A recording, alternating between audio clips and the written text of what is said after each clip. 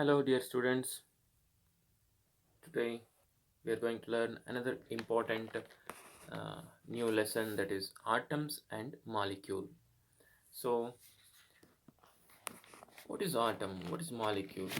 What are the properties of atoms and molecule? All those things we are going to learn in this lesson. So,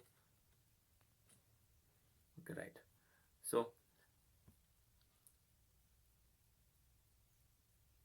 for example, while we are discussing about living organisms, how living organism made up of ಅಂತ ಕೇಳಿದರೆ ಏನು ಹೇಳ್ತೀರಾ? ಒಂದು living organism ಹೇಗಾಗಿದೆ ಅಂತ ಕೇಳಿದರೆ ಏನು ಹೇಳ್ತೀರಾ? So it is made up of cells ಅಂತ ಹೇಳ್ತೀವಲ್ವ.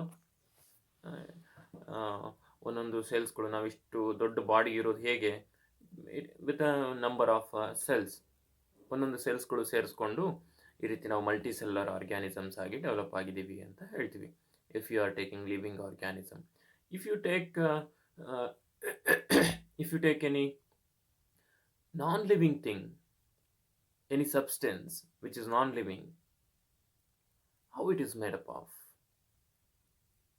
It is made up of very small components, that is atoms and molecule. ಅವುಗಳು ಯಾವುದರಿಂದ ಆಗಿರುತ್ತೆ? ನಾನ್ ಲಿವಿಂಗ್ ಆದರೆ, ಲಿವಿಂಗ್ ಆದರೆ ಸೆಲ್ಸಿಂದ ಆಗಿರುತ್ತೆ. ಸೆಲ್ಸ್ ಮತ್ತು ಅದು ಕಂಬೈನ್ ಆಗಿ ಟಿಶ್ಯೂಸ್ ಆಗ್ತವೆ, ಟಿಶ್ಯೂಸ್ ಕಂಬೈನ್ ಆಗಿ ಆರ್ಗನ್ಸ್ ಆಗುತ್ತೆ, ಆರ್ಗನ್ ಕಂಬೈನ್ ಆಗಿ ಆರ್ಗನ್ ಸಿಸ್ಟಮ್ ಆಗುತ್ತೆ. ಆ ರೀತಿ ನಾನ್ ಲಿವಿಂಗ್ಗಳಲ್ಲಿ ಹೇಗಾಗಿದೆ? So this is a pen which is non living. How it is made up of? It is made up of atoms and molecule. ಇದು ಯಾವುದರಿಂದ ಆಗಿದೆ? ಆಟಮ್ಸ್ ಮತ್ತು ಮಾಲಿಕ್ಯೂಲ್ಸ್ಗಳಿಂದ ಆಗಿದೆ. ಸೊ ಹಾಗಾದರೆ what are the properties of atoms and what is atom? First of all we have to know about the atom, because which is the very smallest. ಹೇಗೆ ಅಂತಂದರೆ, atom atom is a indivisible particle ಅಂತ ಕರಿತೀವಿ. Indivisible ಅಂತ ಅಂದರೆ, so ನಾವೀಗೇನು ಮಾಡ್ತಾ ಹೋಗ್ತೀವಿ, ಇದನ್ನು cut ಮಾಡ್ತೀವಿ, ಏನಾಗುತ್ತೆ, ಇಷ್ಟು ದೊಡ್ಡದಿರೋದು ಎರಡಾಗುತ್ತೆ. ಅದರಲ್ಲಿ ಒಂದು ಚಿಕ್ಕದು ಬಂದಿರುತ್ತಲ್ಲ, ಅದನ್ನು ಮತ್ತೆ ಕಟ್ ಮಾಡ್ತೀವಿ, ಅದನ್ನು ಚಿಕ್ಕದು ಮಾಡ್ತೀವಿ. ಸೊ ಒಂದು ಚಾಪೀಸ್ ತೊಗೊಂಡು ಕಟ್ ಮಾಡ್ತಾ ಪುಡಿ ಮಾಡ್ತಾ ಹೋಗ್ತೀವಿ. ನಮ್ಗೆ ಕೊನೆಗೆ ಚಿಕ್ಕದೊಂದು ಉಳಿಯುತ್ತಲ್ಲ, ಅದನ್ನು ಮತ್ತೆ ನಾವು ಕಟ್ ಮಾಡೋದಕ್ಕಾಗಲ್ಲ, ಅಷ್ಟು ಸ್ಮಾಲ್ ಇರುತ್ತೆ. ಅದನ್ನು ನಾವು ಆಟಮ್ ಅಂತ ಕರಿತೀವಿ, ವಿಚ್ ಇಸ್ ಇಂಡಿವಿಸಿಬಲ್. ಅದನ್ನು ಆಟಮ್ ಅಂತ ಕರಿತೀವಿ. ಸೊ ಅದರಿಂದ ಎಲ್ಲ ವಸ್ತುಗಳು ಆಗಿರುತ್ತೆ. ಅದು ಆ ರೀತಿ ಆಟಮ್ಸ್ಗಳಿಂದ ಎಲ್ಲ ವಸ್ತುಗಳು ಆಗಿರುತ್ತೆ. ಸೊ ಹಾಗಾದರೆ ಅವುಗಳ ಆ ಆಟಮ್ನ ಪ್ರಾಪರ್ಟೀಸ್ ಏನು? ಆಟಮ್ ಅಂದರೆ ಏನು?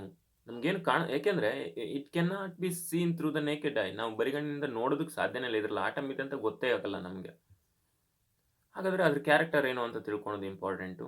ಸೊ ಹಾಗಂದರೆ ಆಟಮ್ ಅಂದರೆ ಏನು ಅಂತ ತಿಳ್ಕೊಳೋದು ಇಂಪಾರ್ಟೆಂಟ್. ಸೊ ಹಾಗಾಗಿ ಯಾವ್ಯಾವ ಸೈಂಟಿಸ್ಟ್ಗಳು ಏನು ಹೇಳ್ತಾರೆ, ಆಟಮ್ ಅಂದರೆ ಏನು ಅಂತ ಹೇಳ್ತಾರೆ, ಆಟಮ್ ಬಗ್ಗೆ ಏನೇನು ಹೇಳ್ತಾರೆ, ಎಕ್ಸ್ಪ್ಲನೇಷನ್ಸ್ನ ಅಂತ ನೋಡ್ತಾ ಹೋಗೋಣ ನಾವು. ಗೊತ್ತಾಗ್ತಿದೆಯಾ? So let's move on to the small experiment with that.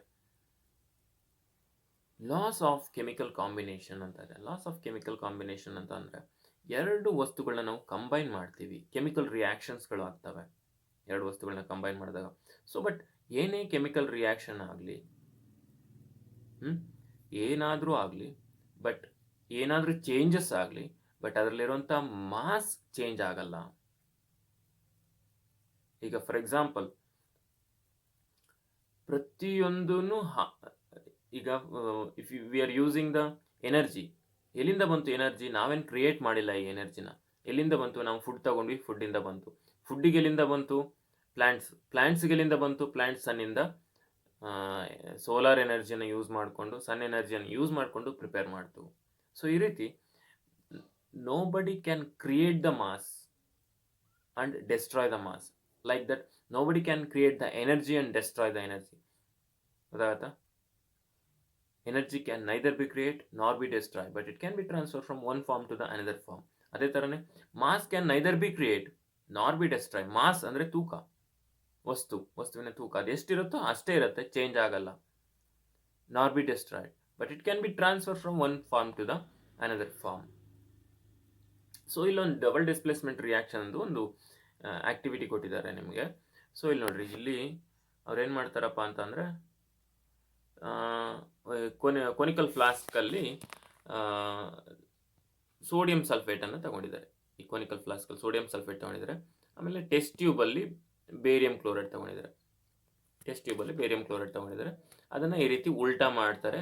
ಈ ಬೇರಿಯಂ ಕ್ಲೋರೈಡು ಸೋಡಿಯಂ ಸಲ್ಫೇಟ್ ಜೊತೆಗೆ ಮಿಕ್ಸ್ ಆಗಿ ಕೆಮಿಕಲ್ ರಿಯಾಕ್ಷನ್ ಆಗುತ್ತೆ. ಅದು ಡಬಲ್ ಡಿಸ್ಪ್ಲೇಸ್ಮೆಂಟ್ ರಿಯಾಕ್ಷನ್. ಗೊತ್ತಾಗತ್ತಾ? ಸೊ ಡಿಸ್ಪ್ಲೇಸ್ಮೆಂಟ್ ರಿಯಾಕ್ಷನ್ ಆದಾಗ ಏನಾಗುತ್ತೆ, ಸೋಡಿಯಂ ವೈಟ್ PPT ಫಾರ್ಮೇಷನ್ ಆಗುತ್ತೆ, ವೈಟ್ ಪ್ರಿಸಿಪಿಟೇಟ್ ಫಾರ್ಮ್ ಆಗುತ್ತೆ. ಅದು BaSO4 ಅಂದರೆ ಬೇರಿಯಂ ಸಲ್ಫೇಟ್ ಮತ್ತು ಸೋಡಿಯಂ ಕ್ಲೋರೈಡ್ ಸೊಲ್ಯೂಷನಲ್ಲಿ ವೈಟ್ PPT ಆಗುತ್ತೆ. ಉಪ್ಪಿನ ದ್ರಾವಣದಲ್ಲಿ barium sulphate white solution mix ಆಗುತ್ತೆ. ಸೊ ಹಾಗಾದರೆ ಈ ರೀತಿ ಕೆಮಿಕಲ್ ರಿಯಾಕ್ಷನ್ ಆಯಿತು. ಇಲ್ಲಿದ್ದಿದೆ ಬೇರೆ. After chemical reaction it forms the barium sulphate and sodium chloride. So ಹೀಗೆ ಕೆಮಿಕಲ್ ರಿಯಾಕ್ಷನ್ ಅದು. Barium chloride plus sodium sulfate gives rise to barium sulfate plus sodium chloride. So ಇದು chemical reaction, double displacement reaction. But ಈ chemical reaction ಆಗೋದಕ್ಕಿಂತ ಮುಂಚೆ ನಾವು ಇವೆರಡನ್ನು ತಗೊಳ್ತೀವಲ್ಲ, sodium sulphate ಮತ್ತು ಬೇರಿಯಂ ಕ್ಲೋರೈಡ್, ಅವೆರಡನ್ನು ತಗೊಂಡಾಗ ಅದರ ತೂಕ ಎಷ್ಟಿತ್ತಪ್ಪ ಅಂದರೆ ಇಲ್ಲಿ ಕೊಟ್ಟಿದ್ದಾರೆ ನೋಡ್ರಿ, 300 ಗ್ರಾಮ್ಸ್, 300.23 ಗ್ರಾಮ್ಸ್ ಇತ್ತು. ಆಮೇಲೆ ಕೆಮಿಕಲ್ ರಿಯಾಕ್ಷನ್ ಆದಮೇಲೆ ಅದನ್ನು ಮೆಜರ್ ಮಾಡಿದಾಗ ಅದರ ಮಾಸ್ನ, there is no change in the mass, exactly as same as we weighed before the reaction takes place. So that is 300.23 grams, 23 grams, 300.23 grams. ಅರ್ಥ ಆಗ್ತಿದೆಯಾ? So there is no change in the mass of the, there is no change in the mass of the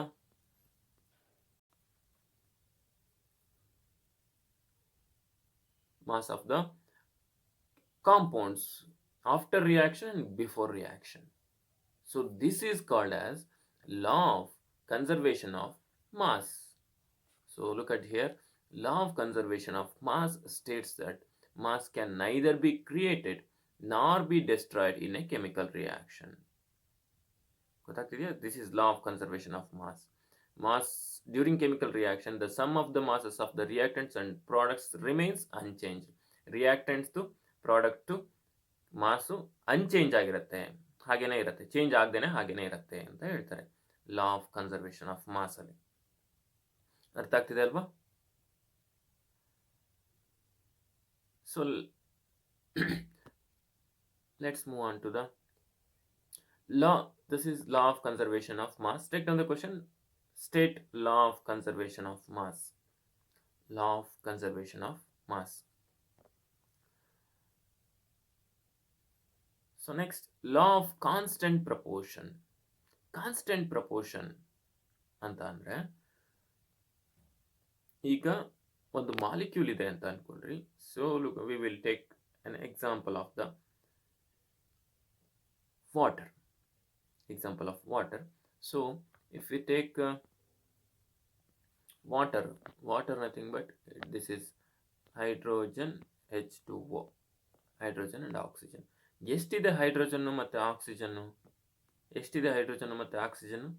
hydrogen 2 ಇದೆ, oxygen 1 ಇದೆ. So this is called constant proportion.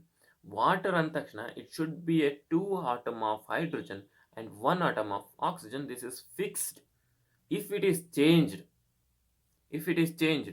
if it is become oxygen 2 ಆಯಿತು ಅಂದರೆ, this is not the water, this is hydrogen peroxide, it is different molecule, this becomes a different compound. ಅರ್ಥ ಆಗತ್ತಾ? So it should be a fixed proportion. Constant ಅಂದರೆ fixed ಅಂತ, constant proportion ಅಲ್ಲೇ ಇರುತ್ತೆ ಯಾವಾಗ್ಲೂ. There is no change in the proportions of the molecule, particular molecule. Water andre should be hydrogen 2, oxygen 1.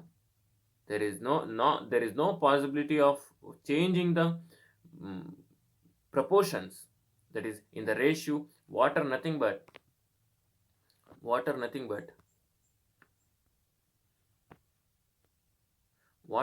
but it is in the ratio 2:1. This is the ratio. It is fixed proportion. 2:1. Hydrogen and oxygen present in the ratio of 2:1. ಗೊತ್ತಾಗತ್ತಾ? So this is called as constant proportion. You can take any other compounds. For example, carbon dioxide. If you take the carbon dioxide, so this is uh, in the ratio carbon 1, oxygen 2. That is in the ratio 1 is to 2. This is the ratio for carbon dioxide. Carbon is 1, oxygen is 2. So this is the constant proportion. If you change it, if you change it to the 1, oxygen is 1 ಆಯ್ತು ಅಂದ್ರೆ, if oxygen becomes 1, so this becomes different. This is carbon monoxide. It cannot be carbon dioxide anymore. ಅರ್ಥ ಆಗ್ತಿದೆ ಅಲ್ವಾ? So it's different compound. So that's why every compounds, every molecules are having the constant proportions. Understood? So if you take it as a mass ಅಲ್ಲಿ ತಗೊಂಡ್ರೆ ನೀವು, for example ವಾಟರ್ದು mass ಎಷ್ಟಿರುತ್ತಪ್ಪ ಅಂದರೆ, 1 molecule of ವಾಟರ್ದು ಮಾಸ್ ಎಷ್ಟಪ್ಪ ಅಂದರೆ, so hydrogen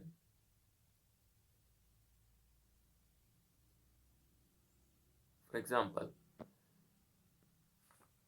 ವಾಟರ್ದು ಮಾಸ್ನ ಕ್ಯಾಲ್ಕುಲೇಟ್ ಮಾಡೋದಾದ್ರೆ ನೀವು, ಸೊ ಹೈಡ್ರೋಜನ್ 2 ಮಾಸ್ ಇದೆ ಪ್ಲಸ್ ಆಕ್ಸಿಜನ್ ಎಷ್ಟಿದೆ, 16 ಇದೆ ಮಾಸ್. ಇದು ನಾನು ಹೇಳ್ತಾ ಇರೋದು ಮಾಸ್, ಕನ್ಫ್ಯೂಸ್ ಆಗ್ಬಿಟ್ರಿ. 2 ಹೈಡ್ರೋಜನ್ದು ಮಾಸ್ ನಂಬರ್ 1, ಅಲ್ಲಿಗೆ 2 ಹೈಡ್ರೋಜನ್ ಇರೋದ್ರಿಂದ 2 ತಗೊಂಡಿದ್ದೀನಿ. ಇನ್ನು ಆಕ್ಸಿಜನ್ದು ಮಾಸ್ ನಂಬರ್ ಎಷ್ಟಪ್ಪ ಅಂದರೆ 16. ಗೊತ್ತಾಗ್ತಿದೆಯಾ? ಸೊ ಟೋಟಲ್ ಆಗಿ 18 mass of the 1 molecule of water is 18 grams. 18 U ಅಂತ ಕರಿಬೋದು, atomic mass unit.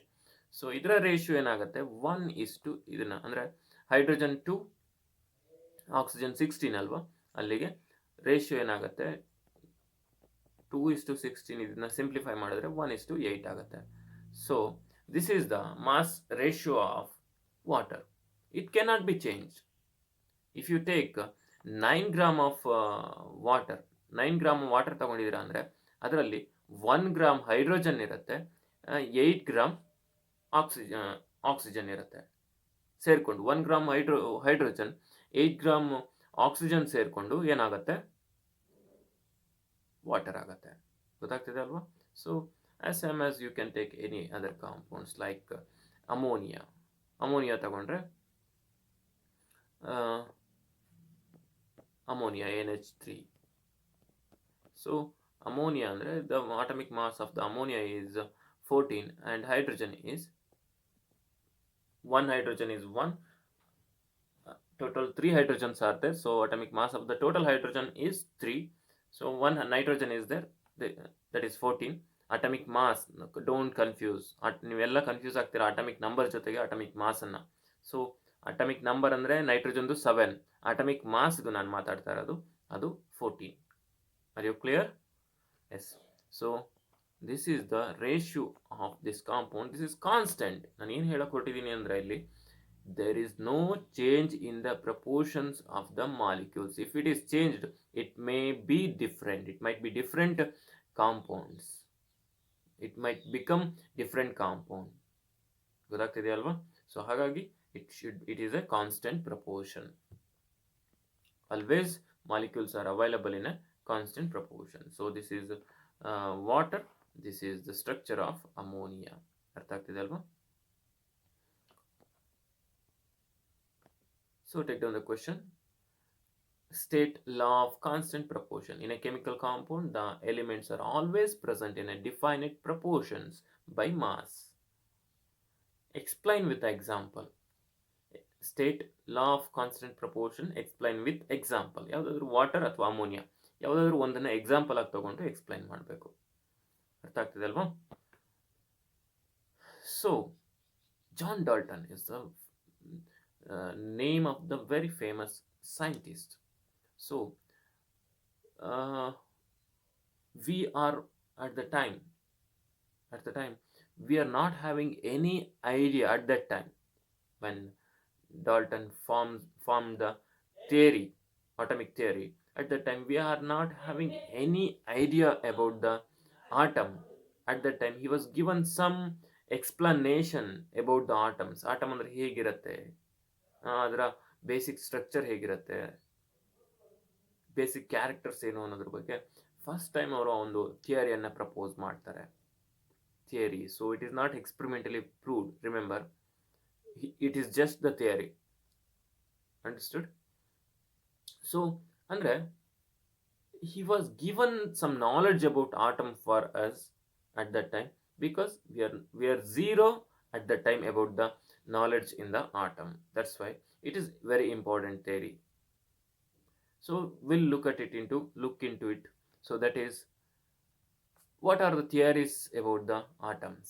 So atom is made up of very tiny particles, matter is made up of very tiny particles called atom.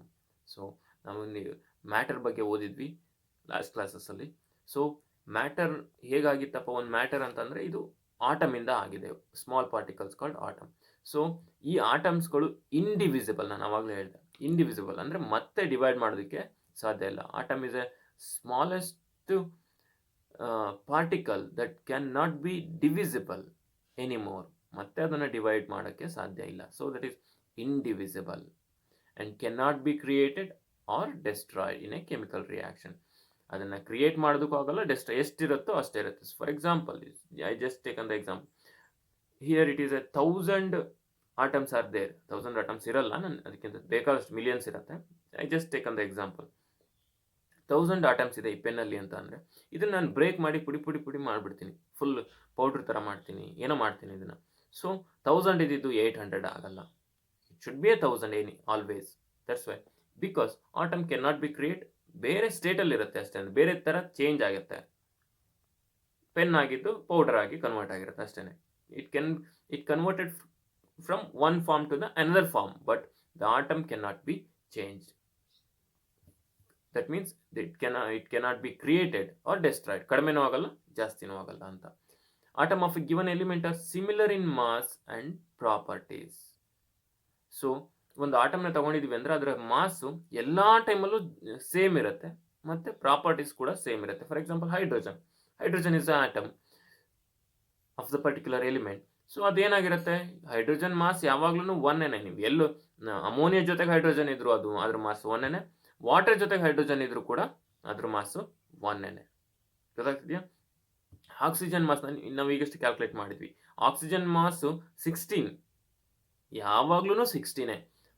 Carbon dioxide ಜೊತೆಗಿರೋ ಆಕ್ಸಿಜನ್ದು 16 mass, water ಜೊತೆಗಿರೋ ಆಕ್ಸಿಜನ್ದು 16 mass. ಗೊತ್ತಾಗುತ್ತಲ್ವ? So ಹಾಗಾಗಿ atom of different elements have different masses.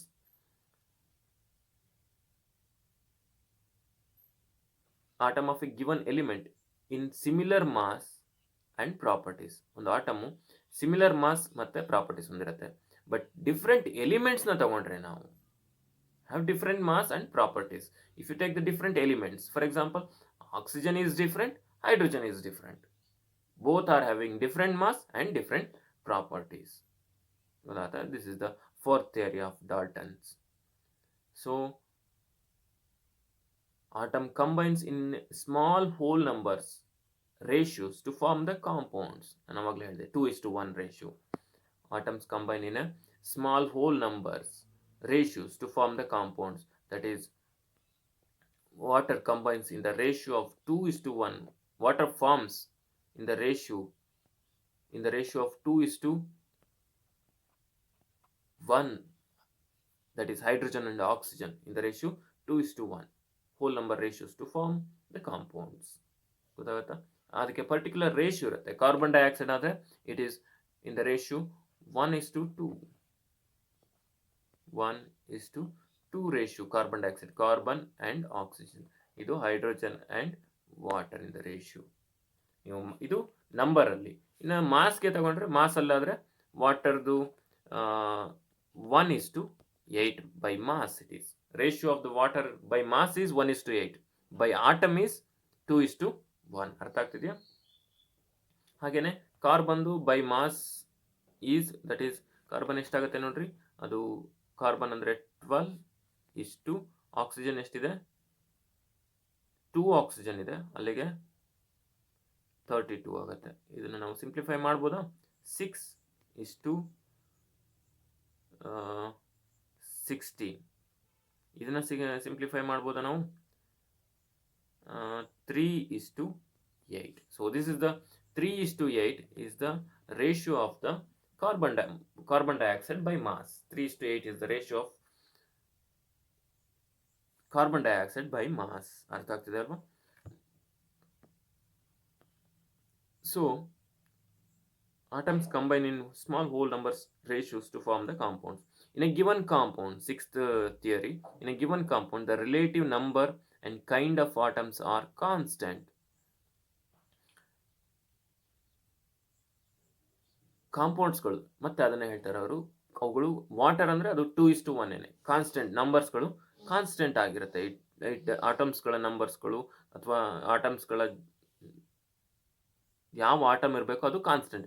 So water ಅಂದರೆ it should be H2O, it should not H2O2 because it is different, that is hydrogen peroxide. HNO3, this is nitric acid, it cannot be anymore with HNO2 ಆಗಲ್ಲ, ಅದು ಬೇರೆ ಆಗುತ್ತೆ, ಅದು nitrous oxide ಆಗುತ್ತೆ. ಗೊತ್ತಾಗತ್ತಾ? So HNO3 ಅಂದರೆ nitric acid, it cannot be reduced by one oxygen atom, it becomes different, that is HNO2, that is nitrous oxide. ಗೊತ್ತಾಗತ್ತಾ? So these are all the theories of Dalton's about the atom. This is atomic theory. These are all called as atomic theory of Dalton. ಗೊತ್ತಾಗ್ತಿದೆಯಾ? So take down the question. Explain the Dalton's atomic theory.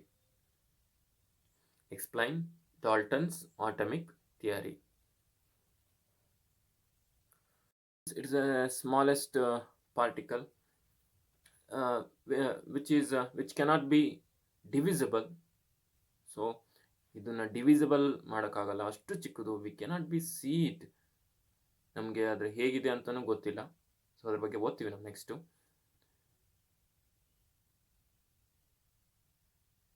So ಇದರ ಸೈಜ್ಗೆ ಬಂದರೆ we cannot imagine and compare with others. ಬೇರೆಯವ್ರ ಜೊತೆಗೆ ಇದ್ರ ಈ ಥರ size ಇರುತ್ತೆ, ಇಷ್ಟು size ಇರುತ್ತೆ ಅಂತ ಹೇಳೋದಕ್ಕೂ ಸಾಧ್ಯ ಇಲ್ಲ. ಅಷ್ಟು smallest particle atom is. So ಇದನ್ನು ನಾವು ನ್ಯಾನೋಮೀಟರ್ಸಲ್ಲಿ ಮೆಜರ್ ಮಾಡ್ತೀವಿ. ಸೊ ನ್ಯಾನೋಮೀಟರ್ಸ್ ಅಂದರೆ it's a smallest unit of measuring the length. Nanometre is a smallest unit to measure the length. So 1 nanometre ಅಂತ ಅಂದರೆ 10⁻⁻9 ಮೀಟರ್. ಅಂದರೆ 10⁻⁻9 ಮೀಟರ್ ಅಂದರೆ ಇಟ್ಸ್ ಅ ಸ್ಮಾಲೆಸ್ಟ್. -9 ಅಂತಂದರೆ ಸ್ಮಾಲೆಸ್ಟ್. ಅಥವಾ 1 ಮೀಟರ್ ಅಂದರೆ ಎಷ್ಟು ನ್ಯಾನೋಮೀಟರ್ಗಳು ಇರುತ್ತವೆ ಅಂತಂದರೆ 10 ಮುಂದೆ ನೀವು ಹೇಗೆ ಅಂದರೆ ಇಲ್ಲಿ ತೋರಿಸ್ತೀನಿ ನೋಡ್ರಿ. ಸೊ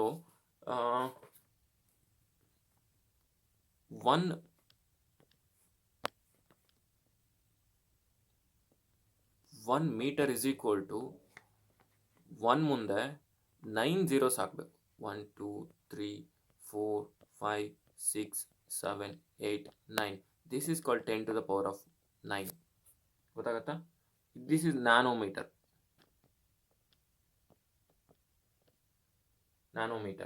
ಅರ್ಥ ಆಗ್ತಿದಲ್ಲ? 1 ಮೀಟರ್ ಅಂದರೆ ಇಷ್ಟು ಟೈಮ್ಸು 1 ಮುಂದೆ 9 zeros ಹಾಕುವಷ್ಟು ಟೈಮ್ಸು ನಂಬರ್ಸ್ನ ಡಿವೈಡ್ ಮಾಡಬೇಕು ನೀವು. ಈಗ 1 ಮೀಟರ್ ಇದೆ, this is this is 1 metre ಅಂತ ಅಂದ್ಕೊಳ್ರಿ. ಇದನ್ನು ನಾವು ಕಟ್ ಮಾಡ್ತಾ ಹೋಗ್ತೀವಿ, ಚಿಕ್ಕ ಪೀಸ್ಗಳು ಮಾಡ್ತಾ ಹೋಗ್ತೀವಿ. ಎಷ್ಟು ಪೀಸ್ಗಳು ಮಾಡಬೇಕು? ಕೆಳಗಡೆ ಕಾಣಿಸ್ತಾ ಇದೆಯಲ್ಲ, 1 ಮುಂದೆ 9 0, ಅಷ್ಟು ಪೀಸ್ಗಳನ್ನಾಗಿ ಡಿವೈಡ್ ಮಾಡಬೇಕು. ಅವಾಗ 1 ಪೀಸ್ ಸಿಗುತ್ತಲ್ಲ, ಅದನ್ನು ನಾವು 1 ನ್ಯಾನೋಮೀಟರ್ ಅಂತ ಕರಿತೀವಿ. ಗೊತ್ತಾಗ್ತಿದೆಯಾ? 1 ನ್ಯಾನೋಮೀಟರ್. ಸೊ 1 ನ್ಯಾನೋಮೀಟರ್ ಅಂದರೆ ವ್ಯಾಲ್ಯೂ ಏನು ಅಂತ ಗೊತ್ತಾಯ್ತಲ್ವ? ಎಷ್ಟು ಸ್ಮಾಲ್ ಅಂತ ವ್ಯಾಲ್ಯೂ ಗೊತ್ತಾಯ್ತಲ್ವ ನಿಮಗೆ? 1 ಮೀಟರಲ್ಲಿ ಇಷ್ಟು ಸಾರಿ ಡಿವೈಡ್ ಮಾಡಿದಾಗ ಉಳಿಯೋದೇ 1 nanometre. Such a small length, that is. So we are going to use that small length to measure the size of the atom or radius of the atom. ಗೊತ್ತಾಗ್ತಿದೆಯಾ? So ಇದನ್ನು ನಾವು ಇನ್ನು ಉಲ್ಟಾ ಹೇಳೋದಾದರೆ ಹೇಗೆ ಅಂತ ಅಂದರೆ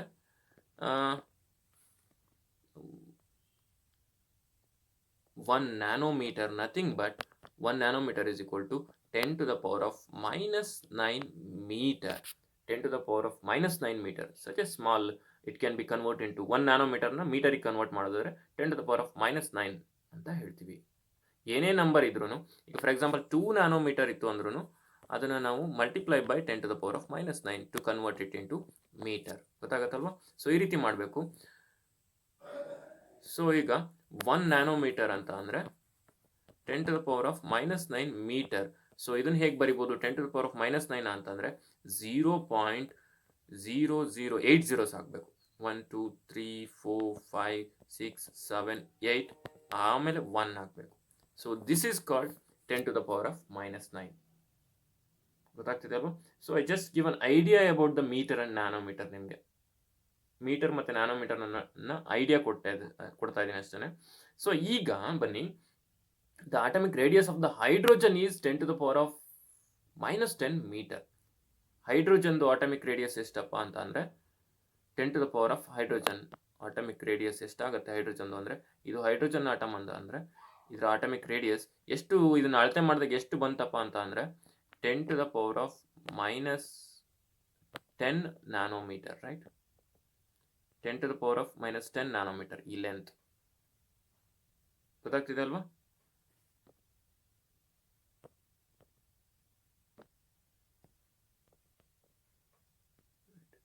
ಎಸ್, 10⁻⁻10 ನ್ಯಾನೋಮೀಟರ್.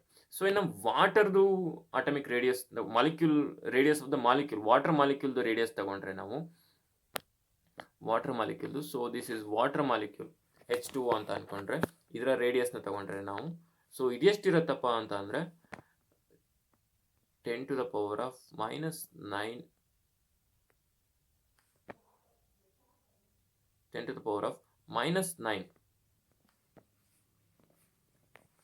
H2O. ಇದರ ರೇಡಿಯಸ್ ಏನಪ್ಪ ಅಂತಂದರೆ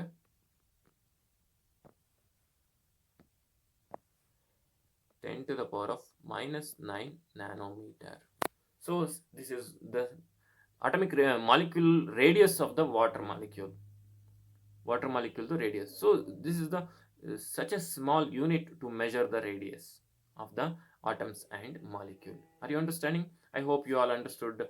You got an idea about the nanometers and size of the atom and molecule. So in the next class we will discuss about the symbols for the elements and masses of the ಎಲಿಮೆಂಟ್ಸ್ಗಳ ಸಿಂಬಲ್ಸ್ಗಳು. ಇದು already ನಾವು ನಾನು lower 6th ಹೇಳ್ಕೊಳ್ತಾನೆ ಬಂದಿದ್ದೀನಿ ನಿಮಗೆ ಇದರ ಸಿಂಬಲ್ಸ್ಗಳ ಬಗ್ಗೆ ಎಲ್ಲ. ಮತ್ತೊಮ್ಮೆ ಸಿಂಬಲ್ಸ್ಗಳ ಬಗ್ಗೆ ತಿಳ್ಕೊಳ್ಳೋಣ. ಈ ಆಟಮ್ಸ್ಗಳಿಗೆ ನಾವು ಅಥವಾ ಎಲಿಮೆಂಟ್ಸ್ಗಳಿಗೆ ಸಿಂಬಲ್ಸ್ನ ಇಡ್ತೀವಿ. ಸಿಂಬಲ್ಸಲ್ಲಿ ಐಡೆಂಟಿಫೈ ಮಾಡ್ತೀವಿ ಅವುಗಳ ಮಾಸಸ್ನ ನಾವು ಮೆಜರ್ ಮಾಡ್ತೀವಿ, ಮಾಸಸ್ಗಳನ್ನ ಕ್ಯಾಲ್ಕುಲೇಟ್ ಮಾಡ್ತೀವಿ. ಸೊ ಹೇಗಿರುತ್ತೆ ಅವುಗಳ ಮಾಸ್, ಅವುಗಳ ಸಿಂಬಲ್ಸ್ ಏನಿರುತ್ತೆ ಅನ್ನೋದನ್ನ ನಾವು ನೆಕ್ಸ್ಟ್ ಕ್ಲಾಸಲ್ಲಿ ತಿಳ್ಕೊಳ್ಳೋಣ. I hope you all understood today's lesson. If you are having any doubts regarding today's lesson, you can raise your questions in the group. We are going to answer that. So we will meet in the next class. Thank you.